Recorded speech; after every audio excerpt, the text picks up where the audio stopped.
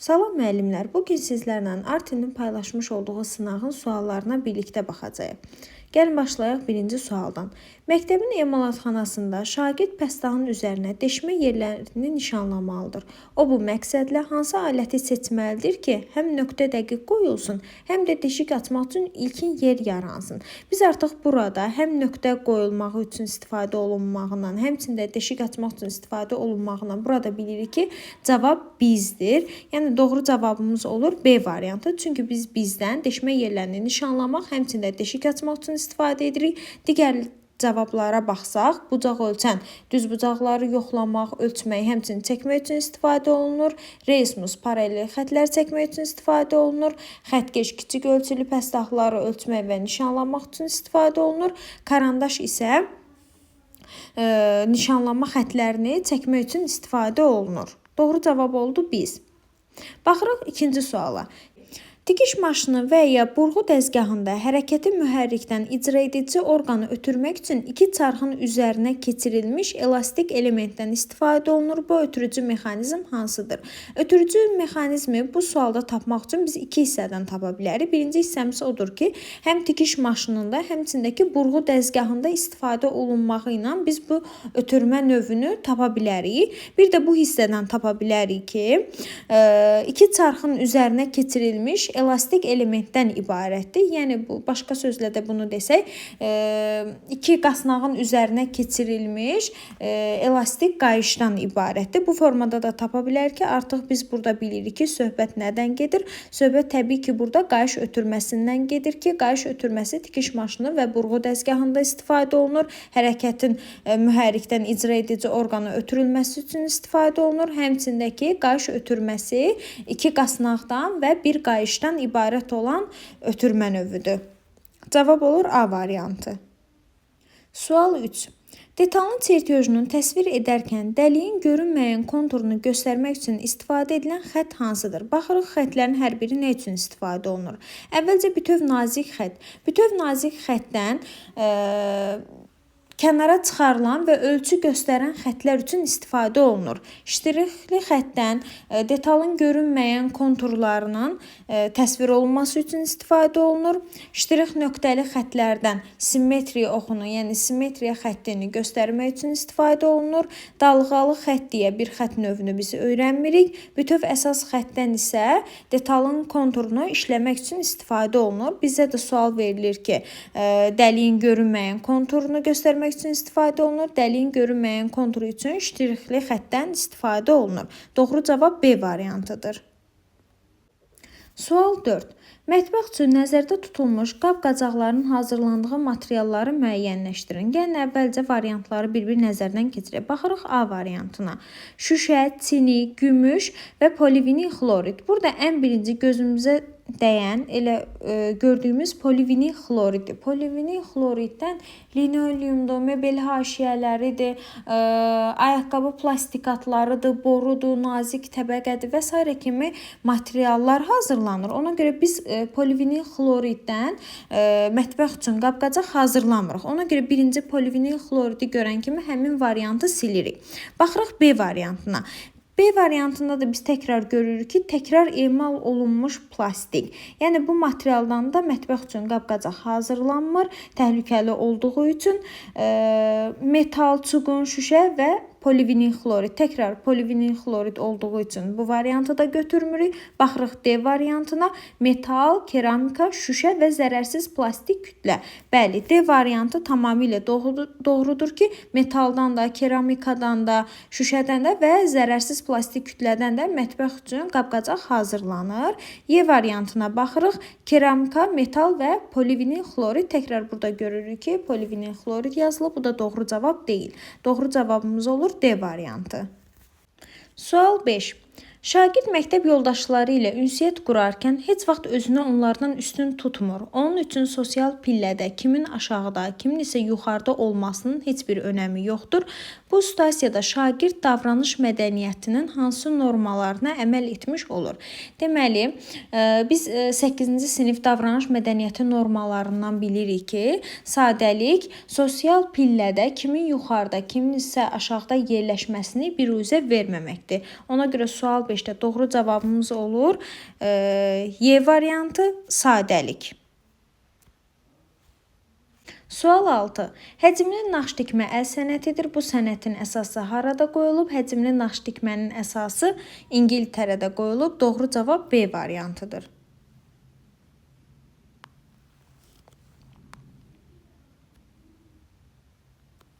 Həcmli nax tikmək üçün əsas olaraq sıx toxunuşa malik, deformasiyaya dözümlü parça götürmək lazımdır. Bu parçalar hansılardır? Əvvəlcə, yəni həcmli nax tikmək üçün hansı parçalardan istifadə olunduğunu, əgər yadımızda saxlaya bilmiriksə, əzbərləyə bilmiriksə və yaxud da ki, həmin an yadımızda deyilsə, bu zaman diqqət yetirmək lazımdır ki, daha möhkəm, daha bərk, daha sırx formaya malik olan parçalardan istifadə olunmalıdır. Gəlin bir-bir variantlara baxaq. Birinci A varianta baxan kimi biz orada yun parçanı görürük. Yun parça sıx formaya, sıx toxunuşa malik olmadığı üçün A variantı artıq buradan ələnmiş oluruq. Baxırıq B variantına: trikotaj, kətan, plastik, kanva, cins. Bəli, bunların hər biri həcmli naxış tikmək üçün istifadə olunur. Hər biri də kifayət qədər sıx toxunuşa malikdirlər. Deformasiyaya dözümlü parçalardır. Doğru cavabımız B variantıdır. Digər variantlarımıza baxaq. İpək, kətan, velvet, yun. Təkrar burada da daha yumşaq toxunuşa malik olan parçaları görürük. D variantı cinsdir, ipəkdir, neylondur, kanvadır. Yəni burada da təkrar ipəyi, neylonu görürük. Trikotajdır, ipəkdir, bukledir, pambıqdır. Təkrar burada da sıx toxunuşa malik olmayan parçaları görürük. Deməli, doğru cavabımız oldu B variantı.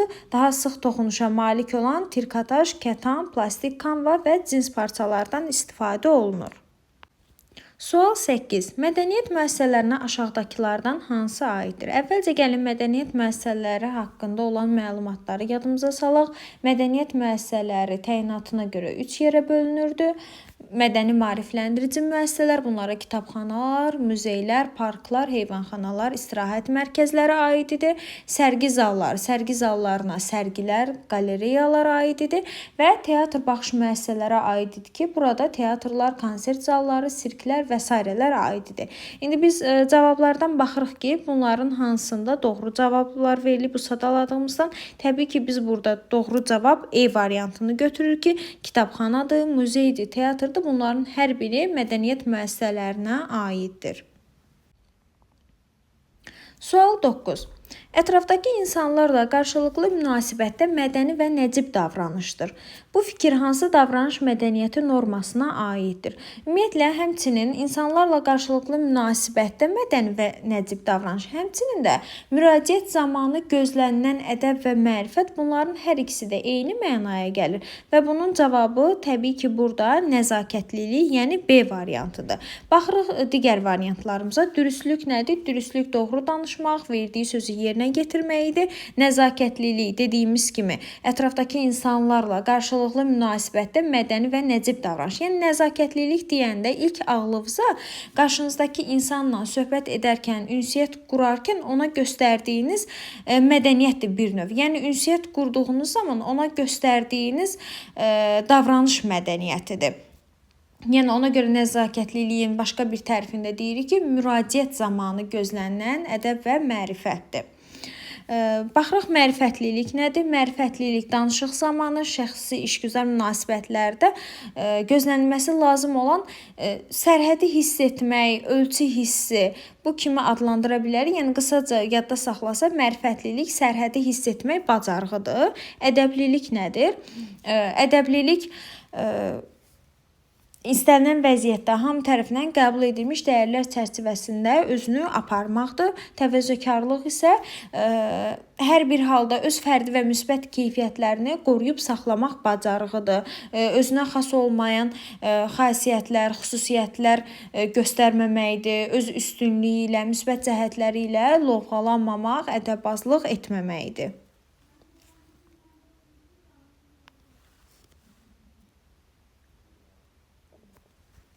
Sual 10. Nəqledici maşınlara hansılar aiddir? Əvvəlcə baxırıq A variantına. Nasoslar, yük qaldırıcı kranlar, transportyor, lift, eskalator. Artıq biz burada görürük ki, nəqledici maşınlara elə ilk A variantımız doğrudur. Nə üçün? Digər variantlara baxırıq. Toz soran, paltar yuyan, qab yuyan, ət çəkən, kondisioner. Bunların hər biri məişət cihazıdır. Yəni bunların heç biri nəql edici maşınlar. Nəql edici maşınlar bir yükü bir yerdən başqa bir yerə daşımaq üçün istifadə olunan maşınlardır ki, A variantında olan nasoslardır, yük qaldırıcı kranlardır, transportyordur, liftdir, eskalatordur. Bunların hər biri yüklərin daşınması üçün istifadə olunan maşınlardır. Bunları nəql edici maşınlar adlandırırıq. Baxırıq C variantına. Torna dəzgahıdır, burğu dəzgahıdır, ştamplama dəzgahıdır, laqundadır. Bunlar texnoloji maşınlara aiddir. Bunlar da nəql edici maşınlara aid deyil. Təyyarələrdir, gəmilərdir, qatarlardır, yük avtomobillərdir. Bunlar da təyyarələrdir, gəmilərdir. Bunlar da nəqliyyat maşınlarına aiddir ki, insanları daşıyır, səyahət etmək üçündür. Y variantına baxırıq. Elektrik enerjisi generatoru, daxili yanma mühərriki, reaktiv mühərrik. Bunların da hər biri energetik maşınlara aiddir. Doğru cavab oldu A variantı. Sual 11. Mühəndis çəkdiyi çertyojda detalın mərkəzindən keçən və onu iki bərabər hissəyə bölən oxu təsvir etmək üçün hansı xətt növündən istifadə etməlidir? Burada əsas diqqət eləməli olduğumuz hissə mərkəzdən keçən və onu iki bərabər hissəyə bölən. Bizim təsvirimizi, yəni detalımızı iki bərabər hissəyə bölən xəttimiz simmetriya xəttidir ki, biz bundan əvvəlki sualımızda da xətlər haqqında danışmışdıq ki, simmetriya oxumuz, yəni simmetriya xəttimiz ştrix nöqtəli xətlərlə qeyd olunur. Doğru cavab olacaq E variantı. Sual 12. Şagird stolunun faner hissəsi həm mexaniki zədədən, həm də rütubətdən təbəqələrə ayrılıb. Bu halda ən düzgün və iqtisadi cəhətdən səmərəli qərar hansıdır? Əgər şagird stolunun faner hissəsi rütubətdən və yaxud da ki, mexaniki zədədən təbəqələrə ayrılıbsa, bu zaman onu təmir etmək üçün həmin təbəqələrə yapışqan çəkib təkrar yapışdırmaq olar. Yalnız bu halda təmir uzun müddətli, uzun ömürlü bir təmir deyil. Müəyyən bir müddətdən sonra həmin yapışdırdığımız faner hissələri təkrar hissələrə ayrılacaq, tilişkələri meydana çıxacaq. Bu da məktəbli geyimini zədələməyə başlayacaq. Yəni biz bununla yalnız həmin faner hissəsinin ömrünü yalnız bir neçə aylıq uzada biləcək. Amma bizdə burada sualda soruşur ki, ən səmərəli, ən düzgün, həmçinin də ki, iqtisadi cəhətdən, yəni maliyyə cəhətdən də ən uyğun qərar hansıdır? Bu zaman ən uyğun qərar təbii ki, onu biz yapışdırırsaq, təkrar o parçalanmağa başlayacaq, tilişkələri meydana çıxacaq. Ona görə bir dəfəlik onu doğru düzgün təmir etmək üçün ən səmərəli, həmçinin də ki, iqtisadi cəhətdən səmərəli qərar o hesab olunur ki, bunun üçün oturacaq və söykənəcəkdən ibarət yeni təmir dəsti almaqdır. Yəni D variantıdır doğru cavab. Çünki həmin faner hissələrini dəyişdirməsək əgər məktəbli geyimi zədələnəcək. Yəni məktəbli geyimini yenidən almaqdansa həmin faneri dəyişdirmək həm səmərəli qərar hesab olunur, həmçindəki iqtisadi cəhətdən daha uyğun qərardır. Sual 13. Şəkildə verilmiş simvollardan hansı pambıq və kətan parçadan hazırlanmış geyimlərə qulluq simvollarına aid edilir? Baxırıq birinci təsvirə. Bizə lazımdır ümumiyyətlə hansı? Birinci onu qeyd edirik. Bizə pambıq və kətan parçadan olan geyimlərə qulluq simvollarını tapmaq lazımdır. Baxırıq birinci təsvirimizə. Birinci təsvirimizə nə verilib? Vanna içərisində əl işarəsi verilib ki, bu deməkdir ki, 40 dərəcədən artıq olmayan temperaturda yuyulmalıdır. Bu həm ipək və yun parçalara aiddir, həmçində ki, pambıq və kətan parçalara aiddir birinci təsvirimiz. Birinci sıra birinci təsvirimiz. Birinci sıra ikinci təsvirimizə baxırıq ki, üçbucaq üzərində çarpaz işarəsidir. Bu da onu bildirir ki, ağartma emalında istifadə etmək olmaz, yəni ağartmaq olmaz, yəni xlor tərkibli maddələrdən istifadə etmək olmaz. Bu da həmçinin yun və ipək parçalara aiddir, həmçində ki, rəngli pambıq və kətan parçalara aiddir. Bu işarəmizdə saxlayırıq, çünki hər ikisinə də aiddir. Baxırıq üçüncü təsvirimiz. Üçüncü təsvirimiz kvadrat içərisində üfüqi xətlər onu bildirir ki, bu məmulatlar, bu geyimlər asılaraq qurudulmalıdır. Bu da yun və ipək parçalara aiddir. Baxırıq 4-cü təsvirimizə. 4-cü təsvirimizdə də ütü içərisində 2 nöqtə qeyd olunub. Bu nöqtələrdə hər birinin digərlərində də var. Digərlərində izah eləyəndə qeyd eləyəcəm. Birinci baxırıq 2 nöqtə. 2 nöqtə nəyi bilir? Əgər 2 nöqtəni görürsünüzsə, bilin ki, 2 nöqtə yun parçalara aiddir. Yun parçalar da bilirik ki, 150 dərəcə temperaturdan artıq olmayan temperaturda ütülənməlidir. Bu da aid olur yun parçalara. Baxırıq ikinci təsvirimizə. İkinci təsvirdə verilib təkrar vanna içərisində əl işarəsi. Bu pambıq və kətan, həmçindəki ipək və yun parçalara aiddir ki, 40 dərəcədən artıq olmayan temperaturda əl ilə yuyulur deməkdir. İkinci sıra, ikinci təsvirimiz təkrar ağartmaq olmaz. Rəngli pambıq və kətan parçalardır. Sonra baxırıq üçüncü təsvirimizə. Üçüncü təsvirimizə də ütü içərisində bir nöqtə verilib. Bu da ipək parçalara aiddir ki, ipək parçalarda 110 dərəcə temperaturdan artıq dərəcədə ütülənmir. Baxırıq 3-cü sıraya. Sonra bunları ümumiləşdirəcəm sizin üçün. 3-cü sırada birinci təsvirimizə baxırıq ki, vanna içərisində 95 dərəcə temperatur qeyd olunub. Bu o deməkdir ki, pambıq və kətan parçalar nisbətən möhkəm olduqları üçün bunlar yüksək temperaturda yuyula bilirlər. Pambıq və kətan parçalar 95 dərəcə temperaturdan artıq olmayan temperaturda əl ilə yuyula bilərlər. Baxırıq ikinci təsvirimiz. İkinci təsvirimiz demişdik ki, üçbucaq xloru bildirir. Yəni ağartmaq olar, olmaz onu bildirir. Görürük ki, bu səfər üzərində çarpaz işarəsi yoxdur. Bu da aiddir pambıq və kətan parçaları. Amma necə pambıq və kətan parçaları? Rəngi çıxmayan bütün pambıq və kətan parçalara aiddir ki, onları ağartmaq olar. Baxırıq üçüncü təsvirimizə. Üçüncü təsvirimizdə paltaryuyan maşının bir növ barabanı verilib. Burada pambıq və kətan parçalardan olan məmulatları, geyimləri, yəni bu o deməkdir ki, paltaryuyan maşının barabanında qurutmaq, yumaq olar. Baxırıq 4-cü təsvirimizə. 4-cü təsvirimizdə də ütü içərisində 3 nöqtə verilib. Bu da o deməkdir ki, pambıq və kətan parçalara aiddir ki, pambıq və kətan parçalar 200 dərəcə temperaturdan artıq olmayan temperaturda ütülənməlidir.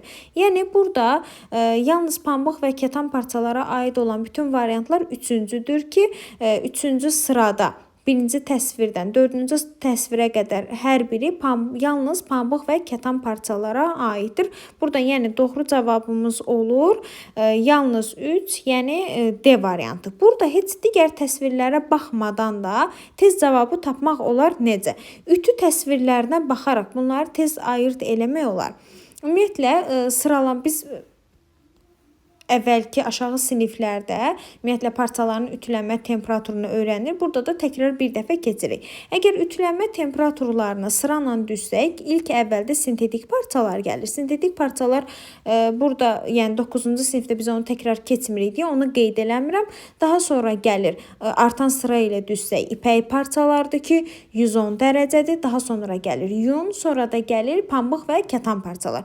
Bunu da sıralamana düzürük. Bir nöqtə bildirir ən aşağı temperaturu, yəni 110 dərəcəni ipəyə aiddir.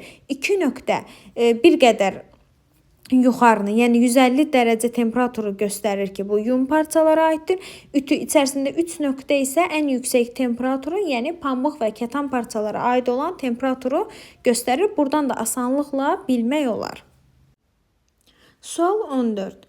Aysel yun jaketi 40 dərəcədən yüksək olmayan temperaturda əli ilə yuyur, yüngülcə sıxır, çiyinlərindən asaraq açıq havada qurumasını gözləyir. Quruduqdan sonra jaketin uzandığını, formasının dəyişdiyini görür. Aysel hansı qurudulma üsulunu seçməli idi? Deməli, Aysel 40 dərəcə temperaturdan yüksək olmayan temperaturda yumağı doğru eləyib, yüngülcə sıxmağı doğru eləyib, açıq havada qurumasını gözləyib. Bu da doğrudur. Ayselin burada elədiyi bir dənə yanlış var ki, çiyinlərindən asaraq qurudub.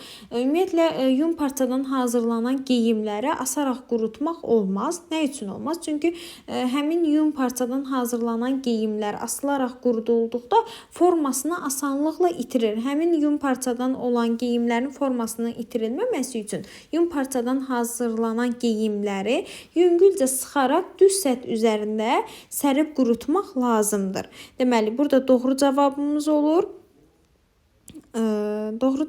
olur. C variantı. Tərs üzünə çevirib düz səth üzərinə sərib qurutmalı idi. Bəs nə üçün tərs üzünə çevirib qurutmaq lazımdır? Yun parçadan olan geyimlər rəngini itirməsin, bozarmasın deyə onları tərs üzünə çevirib sərib qurutmaq lazımdır. Doğru cavab oldu C variantı. Sual 15. Yığma vahidləri daxil olan standart detallara aiddir. Ümumiyyətlə, bir qədər xatırlayaq ki, yığma vahidlərinə nələr aiddir? Yığma vahidlərinə ümumi təyinatlı, xüsusi təyinatlı və standart təyinatlı detallar aididir ki, biz burada standart detalları tapmalıyıq. Baxırıq A variantına. Metal kəsən dəzgahların şpindeli xüsusi təyinatlı detallara aiddir. Dişli çarxlar, qasnaqlardır. Bunlar ümumi təyinatlı detallara aiddir. Tikiş maşının pəncəsi xüsusi təyinatlı detallara aiddir. Boltlar, qaykalar, vintlər bunlar standart detallara aiddir. Divardan asılan çılçıraqların detalları bunlar da xüsusi təyinatlı detallara aiddir. Doğru cavabımız oldu D variantlı. Boltlar, qaykalar, vintlərdir ki, bunlar standart detallara aiddirlər. Sual 16. Buterbrod dadlı və tez doyuran qida məhsuludur. Onun qida dəyəri nədən asılıdır ona baxırıq. Baxırıq variantlara. İstifadə olunan alətlərdən, xeyr. Seçilən ərzaqların keyfiyyətindən, bəli. Buterbrodun tərkibinə daxil elədiyimiz ərzaqların dəyəri, keyfiyyəti buterbrodun özünün də qida dəyərliliyini təmin edir. Hazırlanma texnologiyasından, xeyr. Süfrəyə təqdim edilməsindən, xeyr. Çörək dilimlərinin qalınlığından, xeyr. Buterbrodun qida dəyəri onun tərkibinə yerləşdirilən, əlavə edilən ərzaqların keyfiyyətindən asılıdır ki, nə qədər keyfiyyətli ərzaqlar buterbrodun içərisinə qoyarsaq, bir o qədər dadlı və keyfiyyətli, həmçindəki qida dəyəri yüksək buterbrod hazırlamış olarıq. Sual 17. İctimai yaşayış sahələrində davranış və ünsiyyət mədəniyyətinə aid deyil. Gəlin bir-bir variantları nəzərdən keçirək. Yalnız vestibüldə və ya tualet otağında saç düzümü və geyimi səliqəyə salmaq olar. Bəli, bu doğrudur. Əgər boş masalar yoxdursa, amma artıq tutulmuş masalar arxasında boş yerlər varsa, oturmaq məsləhətdir. Bu yanlışdır. Nə üçün? Əgər boş getdiyimiz yerdə, ictimai yaşayış sahəsində boş masa yoxdursa, amma tutulmuş, amma boş yerlər varsa, bu zaman oturmaq məsləhət görülmür. Nə zaman oturmaq olur? Çox məcbur qalarsınızsa əyləşmək olur, amma bu da yenə heç bir halda məsləhət görülmür. Nahar zamanı işgüzar sualları müzakirə etmək lazımdırsa, içərisində sənədlər olan qovluğu və ya portfeyli özünüzlə götürmək olar. Bəli, doğrudur. Əgər qız oğlanla gəlibsə, o zaman oğlan qızın paltosunu çıxarmaqda və geyinməkdə kömək etməlidir. Bəli, bu da doğrudur. Kafenin, restoranın və ya yeməkxananın zalına birinci oğlan daxil olmalı. Sonra qızdan xoşuna gəlib gəlmədiyini soruşmalıdır. Bəli, bu da doğru cavabdır. Deməli, yanlış olan oldu B variantı. Sual 18. Məmulatın texniki təsviri ilə bağlı verilənlərdən hansılar doğrudur? 1. Detalın bir tərəfdən görünüşüdür. Bu texniki təsvirə aid deyil. Detalın bir tərəfdən görünüşü eskizə aiddir. 2. Məmulatın üç tərəfli təsviridir. Bəli, doğrudur. Bu texniki təsvirə aiddir. Nisbət nəzərə alınmaqla yerinə yetirilir. Bəli, bu həm texniki təsvirə aiddir, həm də eskizə aiddir. Yalnız fərq ondadır ki, texniki təsvirdə materialda göstərilir. Məmulatın hazırlandığı materialda göstərilir. Amma eskizdə material göstərilmir, hər ikisində də ölçülər göstərilir. Yəni 3 doğru cavabdır. 4. Ön, sol və üst görünüşlər təsvir olunur. Bu da çertyoja aiddir. Deməli, doğru cavabımız oldu. Texniki təsvirə aid olanlar 2 və 3. Məmulatın üç tərəfli təsviridir. Nisbət nəzərə alınmaqla yerinə yetirilir. Doğru cavab oldu A variantı. Sual 19. Elektrik enerjisi kənd təsərrüfatında texnoloji proseslərdə istifadə olunur. Aşağıdakılardan hansılar bura aid deyil? Bir-bir variantlara baxaq. Otun və digər yem bitkilərinin qurudulduğu anbarlarda və kənd təsərrüfatı məhsullarının emalında temperatur rejiminin saxlanılması. Bəli, bu doğrudur. Kənd təsərrüfatında istifadə olunur. Heyvan və quş yetişdirilən fermaların qızdırılması. Bəli, bu da aiddir. Heyvandarlıqda, bitkiçilikdə, qarajlarda suyun qızdırılması və buxarın alınmasında. Bəli, doğrudur. Tərvəz bitkilərinin, şitillərinin yetişdirilməsi zamanı istixanaların qızdırılması. Bəli, bu da doğrudur. Texnoloji məqsədlər üçün elektrik qaynağı, metalların qızdırılması, əridilməsi və elektroliz üçün istifadə olunması bu isə yanlışdır. Nə üçün? Bəli, əslində doğrudur ki, texnoloji məqsədlər üçün istifadə olunur. Yalnız yanlış olan budur ki, bu kənd təsərrüfatında yox, sənayedə elektrik enerjisindən istifadəyə aiddir. Ona görə burada yanlış olan cavabımız olur E variantı ki, burada sadalananlar doğrudur. Texnoloji məqsədlər üçün istifadə olunur. Elektrik qaynağıdır, metalların qızdırılmasıdır, əridilməsidir, elektrolizdir. Amma fərq ondadır ki, kənd təsərrüfatında yox, sənayedə istifadə olunur. Sual 20. Davranış mədəniyyəti və ünsiyyət mədəniyyəti anlayışları arasında əsas fərq nədir? Əvvəlcə baxaq ki, davranış mədəniyyəti nədir, ünsiyyət mədəniyyəti nədir? Davranış mədəniyyəti insanların birgə yaşayış zamanı əməl edəcəkləri qayda və qanunlardır. Fərqli şəraitlərdə ətrafdakılarla ünsiyyət qurma bacarığıdır. Ünsiyyət mədəniyyəti isə davranış mədəniyyətinin tərkibinə daxildir. Ünsiyyət mədəniyyəti davranış mədəniyyətinin bir hissəsi olub insanın rəftarında özünü göstərir. Gəlin baxaq hansı variant doğrudur? Davranış mədəniyyəti yalnız evdə, ünsiyyət mədəniyyəti yalnız məktəbdə olur. Xeyr, bu yanlış yanaşmadır. Davranış mədəniyyəti də, ünsiyyət mədəniyyəti də hər yer üçün keçərlidir. Davranış mədəniyyəti gözəl geyimlə və xoş sözlərlə ifadə edilir. Bu da yanlış fikirdir. Davranış mədəniyyəti ümumi rəftar və hərəkətləri, ünsiyyət mədəniyyəti isə insanlarla düzgün münasibət qurmağa əhatə edir. Bəli, bu doğrudur. Davranış mədəniyyəti biz dedikdə ora bir sahəni aid eləmir. Yəni bura ünsiyyətdə də aiddir. Bizim düzgün davranmağımız, rəftar eləməyimiz, qayda və qanunlara əməl eləməyimiz, bütün bunların hər biri, yəni ümumi rəftarımız və hərəkətlərimiz aiddir. Ünsiyyət mədəniyyətinə isə yalnız insanlarla düzgün münasibət qurmağımız, ünsiyyət qurmağımız aiddir. D variantına baxırıq. Ünsiyyət mədəniyyəti yalnız salam verməkdən və münasibət qurmaqdan ibarətdir. Yanlışdır. Davranış mədəniyyəti insanın əsasən hərəkətlərini, ünsiyyət mədəniyyəti isə yalnız sözlə ifadə olunan münasibəti əhatə edir. Xeyr, bu da yanlış fikirdir ki, davranış mədəniyyəti təkcə hərəkətləri deyil, ünsiyyəti də əhatə edir. Həmçində ki, ünsiyyət mədəniyyəti yalnız sözlə ifadə olunan hərəkətləri ünsiyyəti nəzərdə tutmur.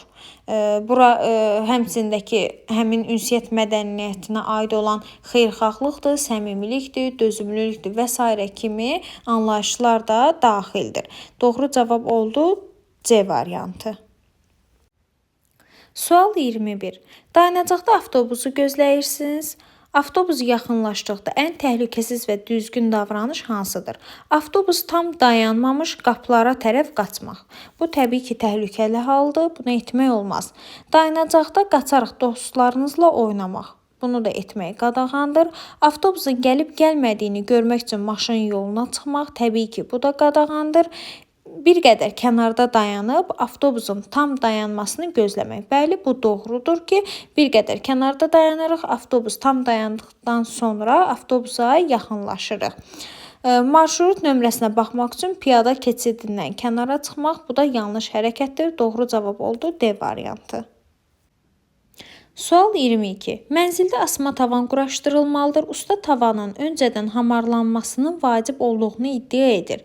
Gipskarton tavanı üstünlüklərini nəzərə alsaq, ustanın fikri niyə səhvdir? Ümumiyyətlə, gipskarton lövhələrdən hazırlanan tavanın üstünlüklərinə bir qədər nəzər salaq ki, üstünlüklər bunlardır ki, qüsursuz düz səth, kommunikasiya xətlərini və tavanlar arası sahəni gizlətmə imkanı, müxtəlif həndəsi formalarla bir neçə səviyyənin qurulması, istənilən işləmə materiallarından istifadə imkanı və nəhayət bəhs eləyəcəyimiz tavanın öncə hamarlanmasının tələb olunmaması. Yəni, gipskartondan olan tavanların əvvəlcədən hamarlanmasına ehtiyac yoxdur.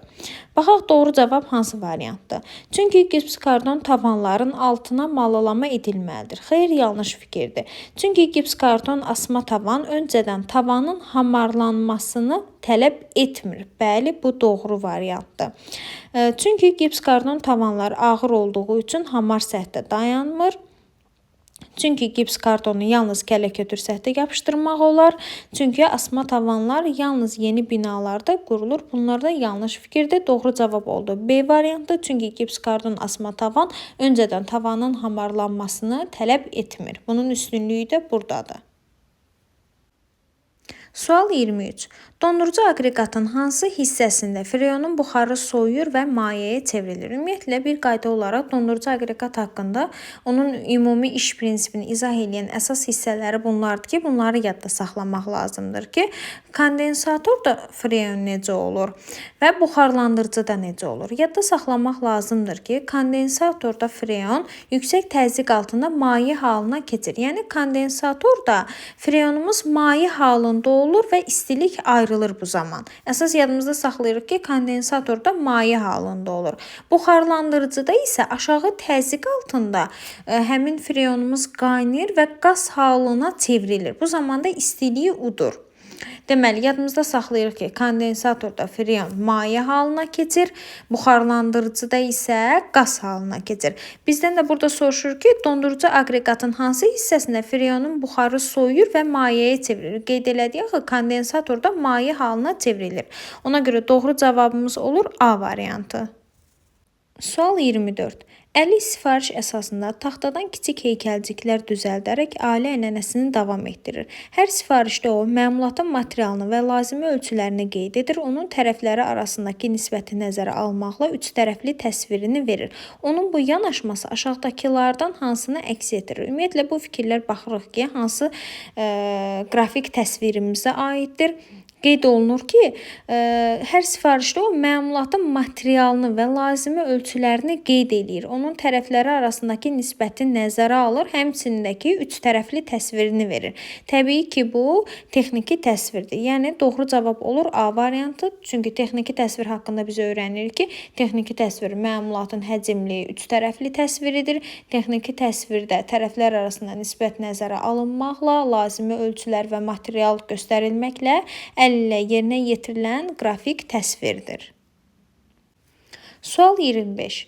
Şagird texnologiya dərsində təchizatların, avadanlığın, materialların, işin və s.nin göstərilməsi ilə məmulatın müəyyən ardıcılıqla hazırlanmasının bütün əməliyyatları üzrə aparılan texnoloji proseslərin təsvirini qeyd edir. O nədən istifadə etmişdir?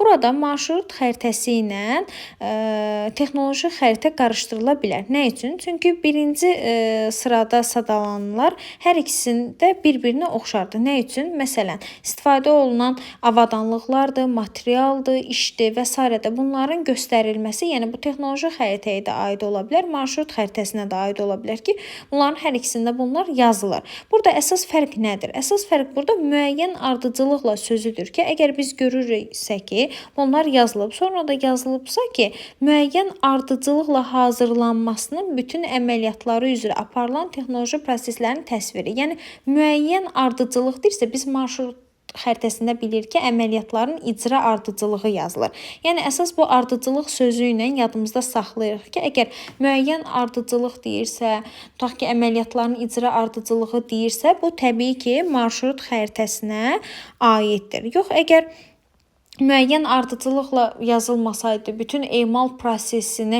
əks etdirən əməliyyatlar yazılsaydı, burada artıq biz texnoloji xəritəni götürəcəkdik. Həmçindəki ətraflı məlumat verən sənəd yazılsaydı, ətraflı məlumat verilir, ətraflı sözünü görsəydi, bu texnoloji xəritə olacaqdı. Amma əgər biz müəyyən ardıcılıqla və yaxud da ki, icra ardıcılığının sözünü görürüksə, deməli bu marşrut xəritəsinə aiddir. Sual 26. Müəllim şagirdlərə kitab şkafının təmir edilməsi işini tapşırır. Bildirir ki, şkafların yan tərəfləri birləşdirilməli və qapıları bərkidilməlidir. Şagirdlər bu işi hansı mebel furniturlarından istifadə etməklə yerinə yetirirlər? Ümumiyyətlə, mebel furniturlarını öyrənmək üçün hər birinin açar sözü var ki, məsələn, künclüklər bilirik ki, künc birləşmələri bərkidir, rəf saxlayıcılar üfüqi rəfləri bərkidir, kipləşdiricilər yan tərəfləri bərkidir, qıfıl dilciklər və qıfıllar bağlamaq üçün istifadə olunur, dəstəklər pəncərədir, qapıdır, dolabdır, bunların rahat açılıb örtülməsi üçündür. Maqnit saxlayıcıları isə həmin şkafdır, qapıdır, bunların hərəkətli olmasına xidmət edir. İndi gəlin baxaq bizdən nəyi soruşur. Bizə deyir ki, yan tərəfləri birləşdirilməlidir. Təbii ki, burada yan tərəfləri birləşdirilməli deyirsə, təbii ki, burada cavab olur kipləşdiricilər. Kipləşdiricilər nədir? Bir-biri ilə bərkidici vintlə birləşdirilmiş iki qalın metal künclük və yaxud da ki, lövhəcikdən ibarət olur. Bunu bildik. Sonra ardı da var. Ardında da deyir ki, qapıları bərkidilməlidir. Əgər qapıları bağlamaq desəydi, biz burada qıfıl dilciklər və qıfıllar yazardıq. Amma bərkidilməlidir deyirsə, burada artıq biz həncamalardan istifadə edirik. Həncamaları bərkidəndə də şuruplardan istifadə edirik. Deməli, bizim doğru cavabımız olur kipləşdiricilər və həncamalar. Doğru cavab oldu C variantı. Sual 27. Cədvələ əsasən doğru və yanlışı müəyyən edin. Doğrunun altından doğrunu, yanlışın altından yanlışı seçirik. 1. Bəzəmə işi oduncaq məmulatlarının hazırlanmasına sonuncu əməliyyatdır. Bəli, bu doğrudur. 2. Oduncağın rəngləməsi yalnız onun çatlamasının qarşısını almaq üçün aparılır. Xeyr, bu yanlışdır. Biz rəngləmənin yalnız çatlamanın qarşısını almaq üçün deyil, həmçinin rütubətdən, nəmdən, həmçinin onun təbii görünüşünü qoruyub saxlamaq üçün də istifadə edirik. Bəzəmə işi başa çatdıqdan sonra deşiklər açılır, çatlar doldurulur. Xeyr, bu da yanlışdır. Biz bütün bunları bəzəmədən əvvəl edirik. Ən sonuncu mərhələdə bəzəmə işini tamamlayırıq. 4. Oduncağı rəngləmək, onu nəmdən, çürümədən, çatlamadan qorumağa xidmət edir. Bəli, bu doğrudur. Doğrudur, amma yanlışın altında yazıldığı üçün biz bunu götürmürük. Çünki yanlışın altından yanlışı götürmək lazımdır. Məmulatlara gözəl xarici görünüş vermək üçün rəngləmədən istifadə edilmir. İstifadə edilir deyilsəydi bu doğru olacaqdı. Biz bunu götürməyəcəkdik. Amma edilmir yazılır.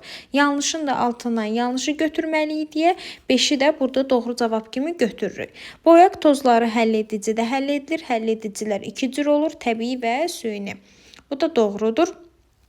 Götürmürük. Deməli, doğrunun altından doğrunu 1-i götürürük, yanlışın altından yanlışı 5-i götürürük. Doğru cavab olur 1, 5, C variantı.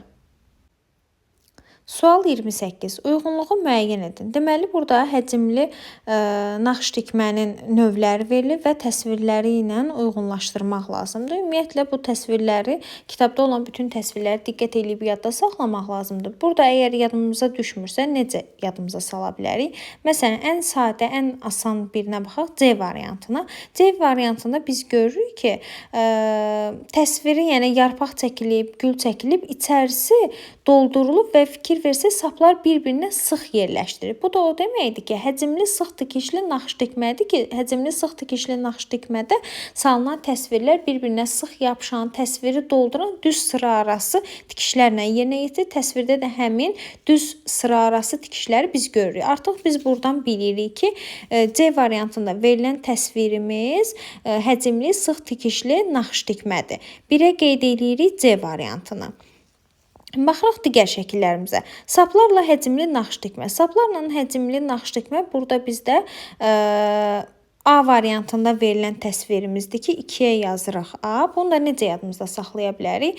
2-ni də belə yadda saxlamaq olar ki, saplarla həcmli naxış tikməni biz kətan kanva da yerinə yetiririk. Burada da parça, yəni digərlərinə nisbətən burada parça daha aydın görülür. Bununla yadınızda saxlaya bilərsiniz ki, kətan parçada, kətan kanvada yerinə yetirilir.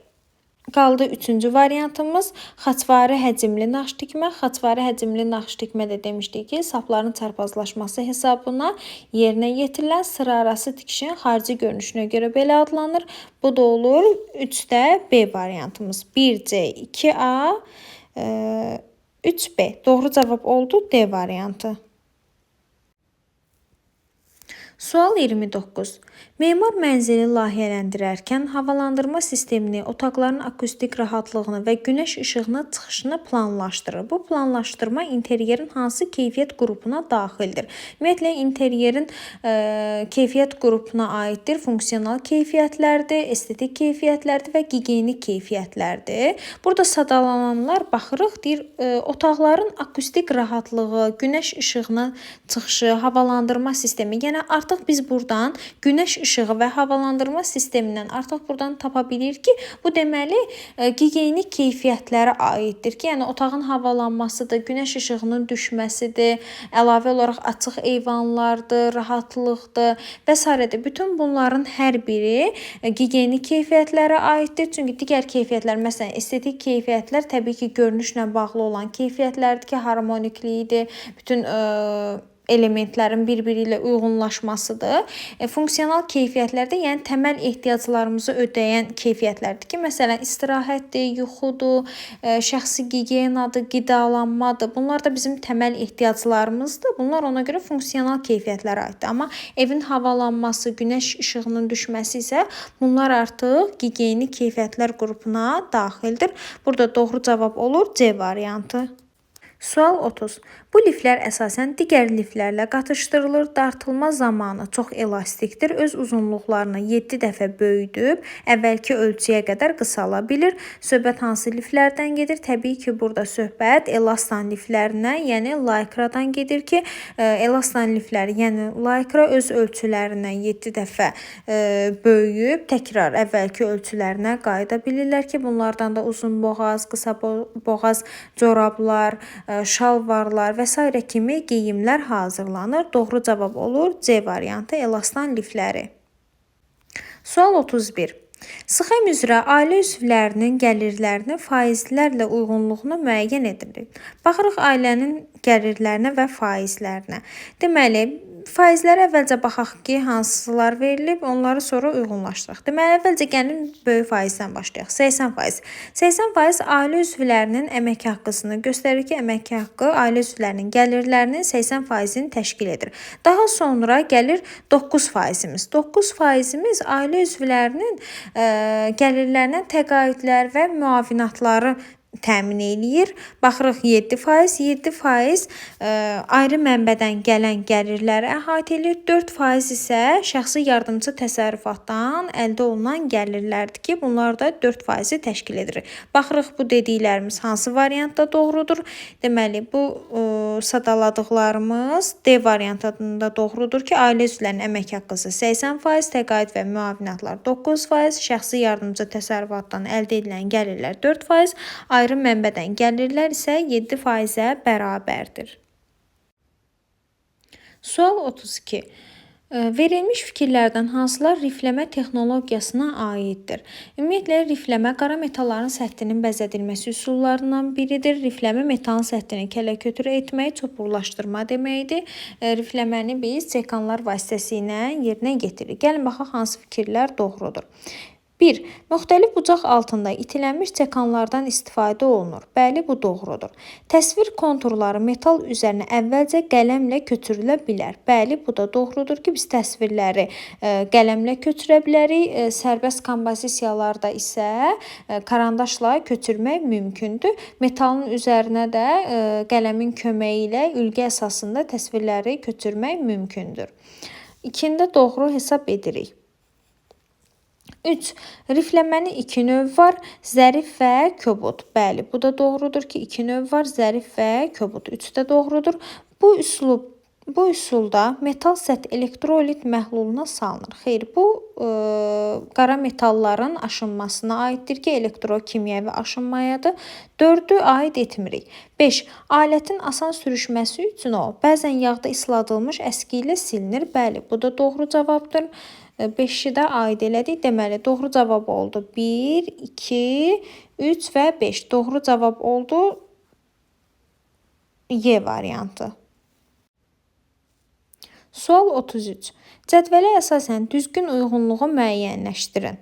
1. Laklama və rəngləmə. Deməli, biz burada variantlarla uyğunlaşdırırıq. Laklama və rəngləmə nədir? Səthdə qoruyucu və dekorativ örtük vermək üçün istifadə olunur. 1 olur C variantı. 2. Oksidləşmə, yəni zağlama, metalın səthinə oksidləşmiş pərdə təbəqəsi yaradılır. 2 olur A variantı.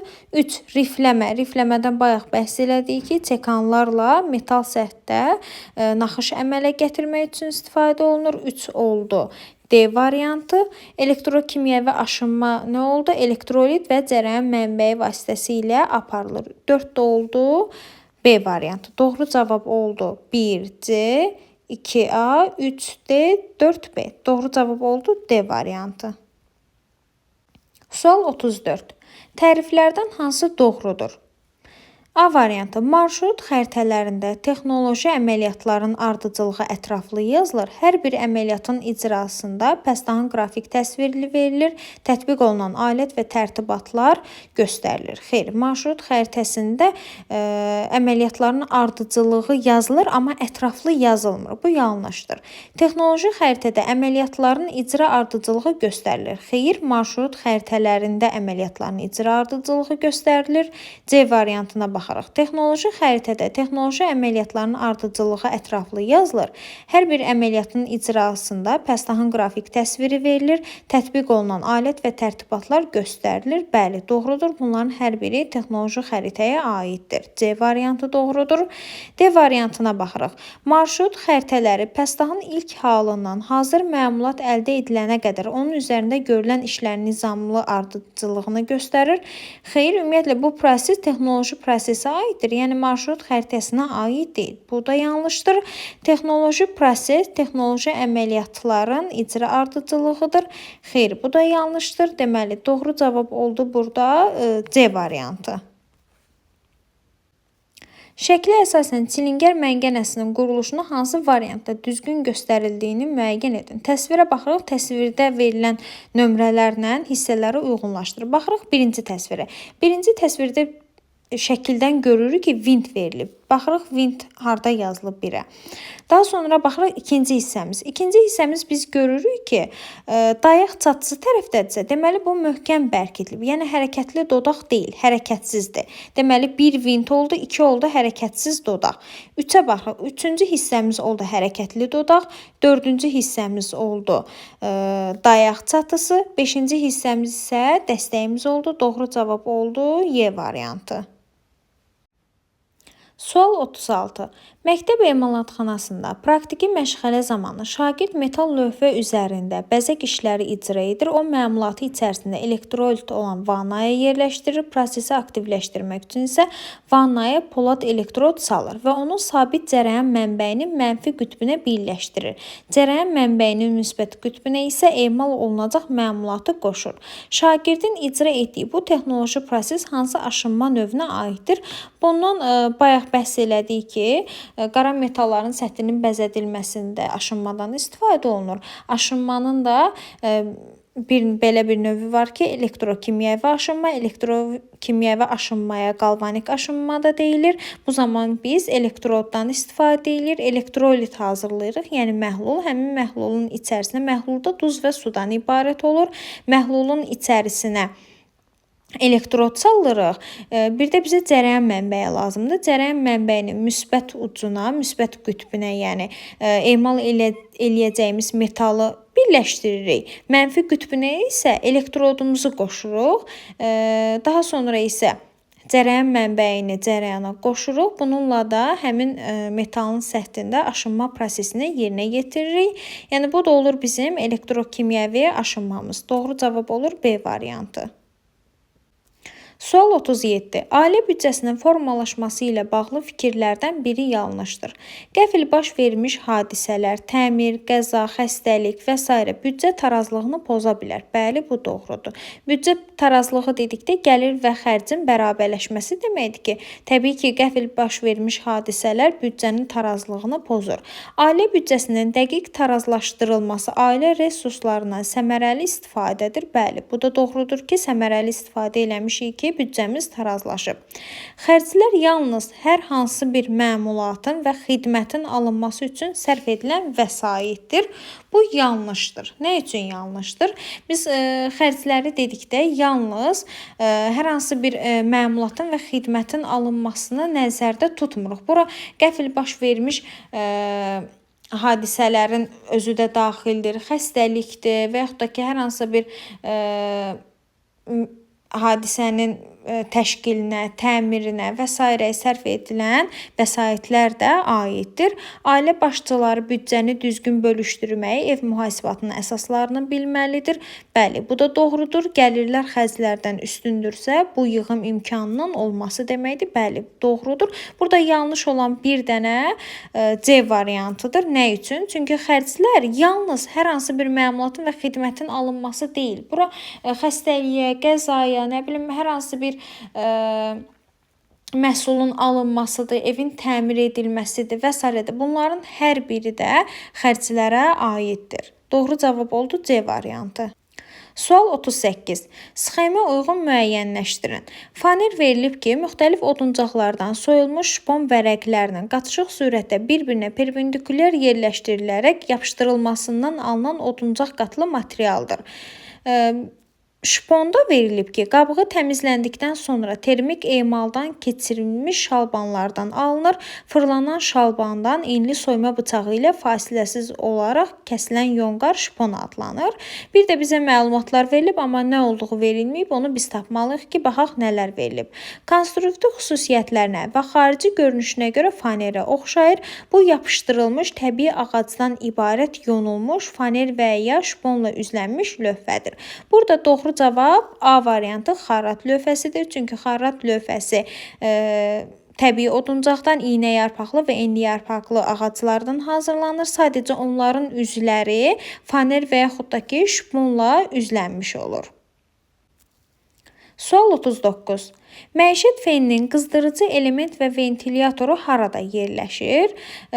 Məişət feninin qızdırıcı elementi də ventilyator da boru kəsiyinin daxilində yerləşir. Ümumiyyətlə biz deyirik ki, fen boru kəsiyi formasında hazırlanıb və tabanca şəkilli dəstəklə təchiz olunub. Yəni onun əsas hissələri hər biri həmin boru kəsiyinin daxilində yerləşir. Ona görə də doğru cavabımız olur C variantı. Sual 40. Eyler-Venn diaqramına əsasən B-ni tapın. Deməli, B düymədir, A ortaq cəhətlərdir, C isə qarmağa aid olan xüsusiyyətlərdir. Biz düyməyə aid olanları seçəcəyik. Baxaq 1-ə. Tikiş sənayesində istifadə edilən köməkçi məmulatlardır. Bu ortaq cəhətə, yəni A-ya aiddir. İlk tikiş furnituru hesab olunur. Bəli, bu düymədir, yəni B-yə aiddir. Biri qeyd edirik. Parçanın zəif dartılan sahələrində birləşmə yerini gizlətmək üçün istifadə edilir. Bu qarmağa aiddir, yəni C-yə aiddir. Üst geyimlərdə ayaq buraxmaqla tikilir. Ayağın hündürlüyü 0,1-0,4 cm ola bilər. Bu doğrudur. Bu düyməyə aiddir. Yəni palto kimi qalın üst geyimlərində düymələr boşluq, yəni ayaq buraxmaqla tikilir ki, bu da düyməyə aid xüsusiyyətdir. Deməli 4-ü də aid edirik B-yə. 3-4 tikiş arası etməklə 3 yerə, digər hissə 4 yerə tikilir. Bu qarmağa aiddir ki, qarmaqlar 3 yerə, ilgəklər isə 4 yerə tikilir 3-4 tikiş arası etməklə. 6-ya baxırıq.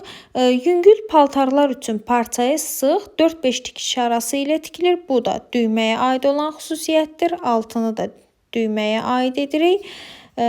Baxırıq 7-yə. Bu furniturlar paltarları düymələmək, asmaq, bağlamaq və bərkitmək üçün istifadə edilir. Bu da ortaq xüsusiyyətə aiddir.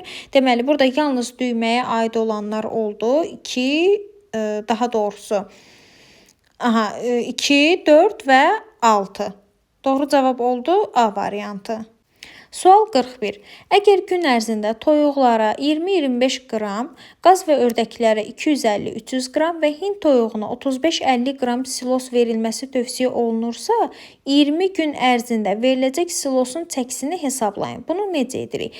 Bizə burada hazır çəkiləri verilib ki, yəni gün ərzində nə qədər silos vermək lazımdır?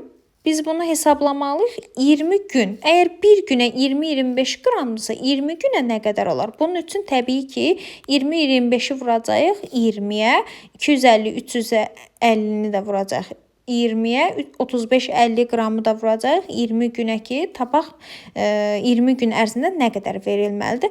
Bunun üçün əvvəlcə 20-25-i vururuq, ardıcılıqla gedirik. 20-25-i vuranda edir 400-500 qram. 250-350-ni vururuq, edir 5000, 7000. Sonra 35-50-ni vururuq ki, eləyir 700 və 1000. Deməli, doğru cavab olur burada Y variantı 400, 500, 5000, 7000, 700 və 1000. Sual 42. Əl alətləri ilə silindrik formalı detalların hazırlanma ardıcıllığını müəyyən edin. Ardıcıllıqla düzmək üçün burada təsvirdə verilib. Təsvirdən də rahat formada uyğunlaşdırıb yazmaq olur. Belə öyrənib yazmaq da olur. Gəlin elə təsvir üzərinə gedək. Birinci təsvirdə artıq biz görürük ki, taxtadan kvadrat kəsikli kiçik tirin mişarlanması təsvir olunub. Deməli, bizim birinci mərhələmiz olacaq 2. 2-ni yadda saxlayırıq ki, birinci 2 gələcək. Daha sonra təsvir üzərindən baxırıq ki, pəstanın başlıq və tərəfləri nişanlanıb. Deməli, ikinci mərhələmiz olacaq 1. Üçüncü mərhələdə baxırıq ki, pəstanın 8 üzlü formasıdır. Daha sonra isə 16 üzlü formasıdır.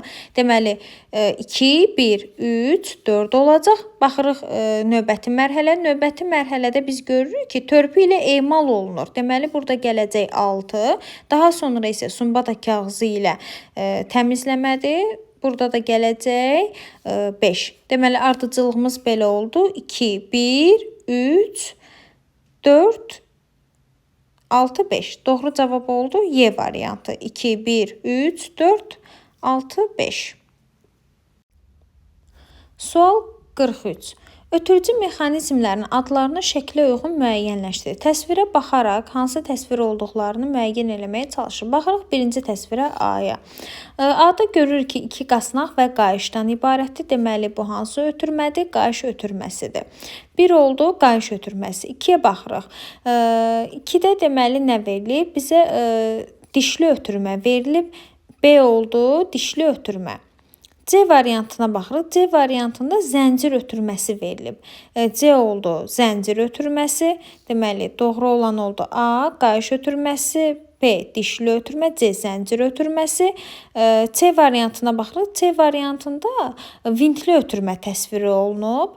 D variantında isə dişli tamasalı ötürmə təsvir olunub. Deməli, doğru cavabımız oldu B variantı. A, qayış ötürməsi, B, dişli ötürmə, C, zəncir ötürməsi, C, vintli ötürmə, D isə dişli tamasalı ötürmə. Sual 44. Texniki rəsm çertyojla müqayisədə nə üçün daha əhəmiyyətli hesab olunur? Texniki təsvir nə idi? Texniki təsvir nisbət nəzərə alınmaqla əli ilə gözəyarı ölçülər və material göstərilməklə yerinə yetirilirdi. Həcmli 3 tərəfli təsvir idi. Çertyoj nə idi? Çertyoj isə çertyoj alətlərinin köməyi ilə yerinə yetirilən qrafik təsvir idi ki, çertyojda ön, sol və üst görünüşlər təsvir olunurdu. Baxaq, texniki rəsmin üstünlüyü nədərdir? Texniki rəsmin variantların çoxluğunu məhdudlaşdırdığı üçün, xeyr, bu yanlışdır. Detalların bir tərəfli görünüşünü əks etdirdiyi üçün, xeyr, texniki təsvir 3 tərəfli görünüşdür. Çertyojla müqayisədə texniki rəsm daha əyani olduğu və daha tez yerinə yetirildiyi üçün, bəli, çertyoj alətlərindən yerinə yetirilir, daha dəqiqdir və gec yerinə yetirilir. Amma texniki təsvir isə əl ilə yerinə yetirilir, daha asan olur. Həmçindəki rəsm daha əyani olduğu üçün, yəni biz artıq texniki təsvirə baxanda detalın formasını asanlıqla başa düşə bilirik, görə bilirik. Buna görə də daha əyanidir. Çertyojla müqayisədə texniki rəsmə daha çox vaxt sərf olunduğu üçün, xeyr, layihənin yalnız xarici görünüşünü deyil, həm də kəsim və kəsiklərini eyni vaxtda göstərdiyi üçün, xeyr, bu da yanlışdır. Doğru cavab oldu C variantı. Sual 45. Qayış ötürməli mexanizmdə hərəkəti ötürən aparan qasnağın diametri D1 100 mm, hərəkəti qəbul edilən aparılan qasnağın diametri isə D2 250 mm-dir. Bu ötürücü mexanizmdə ötürmə ədədini hesablayın. Ümumiyyətlə ötürmə ədədi nədir? Ötürmə ədədi aparılan qasnağın diametrinin aparılan qasnağın diametrinə nisbəti ötürmə ədədi adlanır. Burada qeyd olunduğu kimi i hərfi ilə işarə olunur. Bunu tapmaq üçün də bir düsturumuz var ki, bu düsturu bilmək lazımdır. I bərabərdir N1 bölünsün N2, o da bərabərdir D2 bölünsün D1. Yəni burada N1 aparan qasnağın dövrlər sayı, yəni N hərfləri dövrlər sayını bildirir. D hərfləri isə diametri bildirir. Əgər aparan qasnağın dövrlər sayı verilibsə, N1 bölünsün N2 düsturu ilə hesablayacaq. Yox, əgər diametr verilibsə, burada məsələn bizə diametr verilib. Diametr verilibsə, D2 bölünsün D1 düsturu ilə hesablamaq lazımdır. Bizdə indi diametr verildiyi üçün diametrlə hesablayırıq. Deməli, I bərabərdir D2 bölünsün D1. Bu zamanda 250 mm bölürük 100 mm, cavab da olur 2,5. Deməli, ötürmə ədədimiz oldu 2,5. Doğru cavab A variantıdır. Sual 46. Uyğunluğu müəyyən edin. Deməli, burada bədii oyma növlərinin təsvirləri verilib. Bunları onların tərifləri ilə uyğunlaşdırmaq lazımdır. Baxaq birə. Bu oymanın yeganə elementi qanovcuqlardır. Seçilən iskənənin növündən asılı olaraq qanovlar yarımdairəvi və üçgüncə alınır. Deməli, bütün bunlar kənar xətt üzrə oymaya aiddir. Kənar xətt üzrə oymanın təsviri də burada C variantında olan təsvirimizdir ki, qeyd edirik, bir C variantıdır. 2-yə baxaq. Bu oymada təsvir qismən və yaxud tamamilə fondan ayrılır, heykəl görüntüsü yaradır. Təbii ki, burada heykəl görüntüsü yaradan təsvirimiz hansıdır? Qabarıq relyefli oymadır. Burada D variantında göstərilən təsvirimizdir. Baxırıq 3-ə. Bu oymada salınan təsvirin elementləri bir-biri ilə əlaqəlidir və fon əvəzinə çərtiklərlə əhatə edilir. Deməli, bu da kəsmə ilə oymaya aiddir ki, burada quşun təsviridir, yəni 3B variantıdır. Baxırıq 4-ə. Bu oymanın əsas elementi qövsdür, yəni hamar səth üzərinə yarımdairəvi çapıqdır. Bu da qövsvari oymaya aiddir. Qövsvari oyma da A variantında təsvir olunub. 4 də A variantıdır. Deməli, 1C, 2, 1C, 2D, 4B, daha doğrusu 1C, 2D, 3B və 4A variantıdır. Doğru cavab olur E variantı. Sual 47. Balığın mexaniki emalı hansı mərhələlərdən ibarətdir? Ardıcılığı müəyyən edin. Deməli, balığın mexaniki emalını ardıcılıqla düzürük. Əvvəlcə pulcuqlar təmizlənməlidir. Deməli, birinci gəlir 1. Pulcuqların təmizlənməsi. Daha sonra qarnı kəsilir. Qarnın kəsilməsi 5-dir. Daha sonra daxili orqanları çıxarılır 4-dür. Daxili orqanları çıxarılandan sonra başı və quyruğu kəsilir 6-dır. Daha sonra baş və quyruq kəsildikdən sonra üzgəclər kəsilir. Daha sonra isə yuyulub doğranılır. Bu da sonuncu mərhələmizdir 3. Deməli, ardıcılığımız necə oldu? 1, 5, 4, 6, 2 və 3. Doğru cavab oldu D variantı. Sual 48. Cədvəl üzrə doğru və yanlışı müəyyən edin. Təkrar cədvəldə doğrunun altından doğruları, yanlışın altından yanlışları seçirik. Baxaq birə. Soyuducu istilik keçirməyən kamerada aşağı temperaturu qoruyub saxlaya bilən qurğudur. Bəli, bu doğrudur. Bunu götürürük. Droselləşdirmə, mayenin, qazın, buxarın təzyiqinin və işlənməsinin nizama salınmasıdır. Bəli, bu da doğrudur. 2-ni də götürürük. 3. Freon rəngli və spesifik iyili qazdır. Xeyr, bu yanlışdır. Bunu götürmürük. Freon rəngsiz, iyisiz qaz və yaxud da ki, mayedir. Doğrunun altından doğruları götürdük. 1, 2. Baxaq yanlışlara. Ən çox yayılan absorpsiyalı termoelektrik donduruculardır. Xeyr, bu yanlışdır. Ən çox yayılan kompressiyalı donduruculardır. Deməli, yanlışın altından yanlışı götürürüksə 4-ü buradan götürürük. Hər tərəfdən soyuducunu əhatə edən istilik keçirən qat xaricdəki istiliyi daxilə keçməyə imkan yaradır. Xeyr, bu da yanlışdır. Bu 5-i götürür. Nə üçün? Soyuducu soyuducuna hər tərəfdən istilik keçirən qat yox, istilik keçirməyən qat. Yəni istilik keçirməyən material əhatə eləyir. Bu da xaricdəki istiliyi daxilə keçməyə imkan yaratmır. 6. Kompresor havanı, buxarı, qazları sıxmaq üçün qurğudur. Bu da doğrudur. Deməli, doğrunun altından götürdük doğruları 1, 2. Yanlışın altından yanlışları götürdük 4, 5. Doğru cavab oldu 1, 2, 4, 5 B variantı. Sual 49. Açar sözlərdən istifadə edərək cümləni tamamlayın.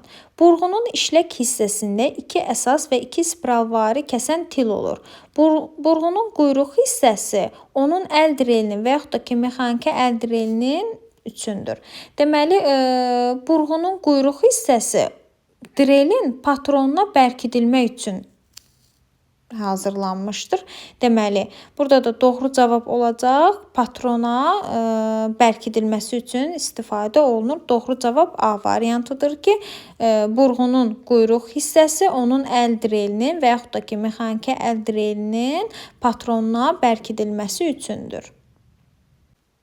Sual 50. Müasir avtomat qurğuların tərkibi və iş prinsipi haqqında verilən fikirlərdən hansı yanlışdır? Burada yanlış olan məlumatı tapmaq lazımdır. Hər bir avtomat qurğuda ötürücü, icra edici, gücləndirici istehsal mexanizmləri mövcuddur. Bəli, bu doğrudur. Ötürücü hissiyatlı element olub işığa, istiliyə, təzyiqə və ya səsə, rütubətə reaksiya verə bilir. Bəli, bu da doğrudur. Əksər hallarda istehsal mexanizmləri bu təsirləri ölçüyə, ötürülməyə və idarə etməyə rahat gələn elektrik siqnallarına çevirir. Bu fikir yanlışdır. Nə üçün? Çünki bunu yerinə yetirən istehsal mexanizmi deyil. Bunu yerinə yetirən elə ötürücünün özüdür. Ötürücü həmin siqnalları idarə etməyə rahat gələn elektrik siqnallarına çevirir. Bu yanlış fikirdir. Müasir cihazların quruluşu nə qədər mürəkkəb olsa da, onlar əsasən eyni tərkib hissələrdən ibarətdir. Bəli, bu da doğrudur. Ötürücüləri müasir maşınların özünə məxsus gözləri, qulaqları və həssas barmaqları adlandırmaq olar. Bəli, bu da doğrudur. Yanlış fikir burada oldu. C variantı.